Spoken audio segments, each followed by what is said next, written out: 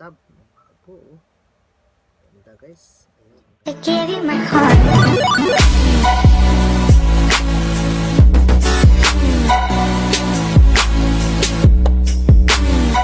Hey guys, welcome to my YouTube channel. This is Car Bisaya. Ito, nagpapalik na naman tayo mga kabisda. Ayan, kumusta na kayo? So ngayon pala guys ay mayroon tayong i-unboxing na Huawei Wi-Fi router. So ito yung mga bagong labas ngayon na Huawei na Wi-Fi na router guys, na touchscreen siya. Ay, ito po ay mabilis na to kasi 1 GB ang BPS nito at pwede po siyang i-connect natin sa up to 32 gadgets po guys. So ang bilis talaga nitong ano na to guys, na router na to. So ngayon guys, bubuksan natin to guys, unboxing natin kung ano yung nasa laman nito, anong loob nito guys. So ito po yun guys.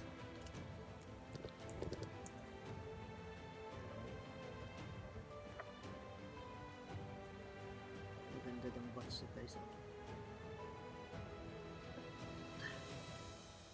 Ito guys, ito na yung guys o yung router. Ayan. Tab bago. Oh. Ganda guys. Ayan, ang ganda na. So tingnan natin. Ito guys, ito yun guys ang bago kong router na touchscreen. Ayan. Ito po yan ang bago kong router. Tab no. So ganda. Parang kasing laki din ng yung cellphone na malaki. Ano, yung mga cellphone na mga dating cellphone. Ito kalaki. So tingnan natin kung anong nasa loob nito guys. Itong ano po, itong box niya.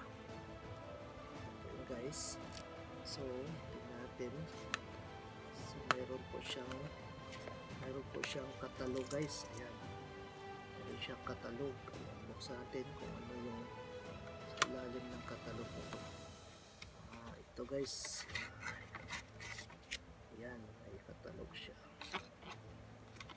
Ayan. Ganda. Talaga. So ito guys pa ang sa ilalim. Tignan natin. So ito. So dalawa yung nasa box ito guys. Tignan natin kung ano yung nasa loob nito. Ayan, tignan natin buksan guys. Ito yung adapter. Ayan guys, sa charging. Ayan, may adapter siya guys. Ayan, original po talaga ang adapter na to.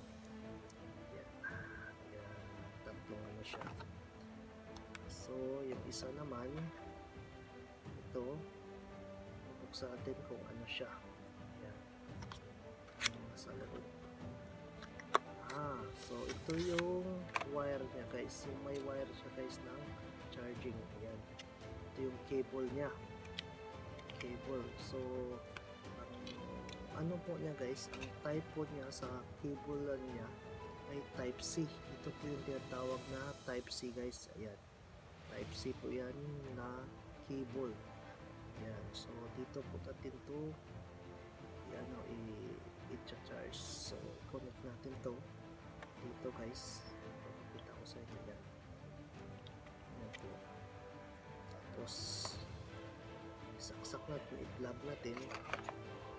So dito. Ayan, kung mag-charge na. Ayan.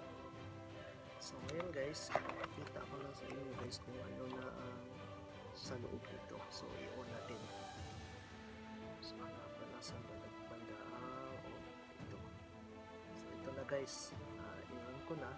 So ito na po yun ang sa loob ng router. Ayan, makikita nyo guys dito. Ito na konti kasi lawa yun. Ayan po. So click natin, tignan natin kung touchscreen ba talaga siya. Ayan, touch natin. Ayan, touchscreen na siya guys. Galing. Ayan guys.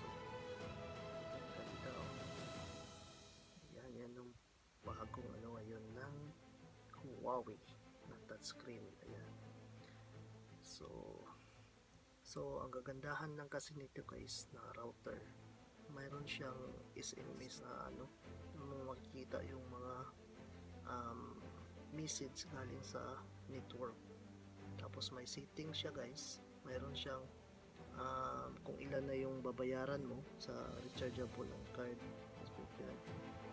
At mayroon din po siya sa isiset mo sa password mo, palitan mo yung yung pangalan ng router mo. At makikita po dito guys yung power savings guys, power saving settings guys. So ang ganda niya guys. So ito po yung guys, so marami option. At isa rin po guys yung connection guide. So ayun po. So gandahan lang kasi ito guys, itong router nito ay up to 32 gadgets ang pwede mo i-connect, up to 32 gadgets. At ang kagandahan pa nito ay ang battery nito talaga guys ay 3000 milliamperes. So maganda tong router at touchscreen pa. At ang speed po nito guys ay 1 Gbps.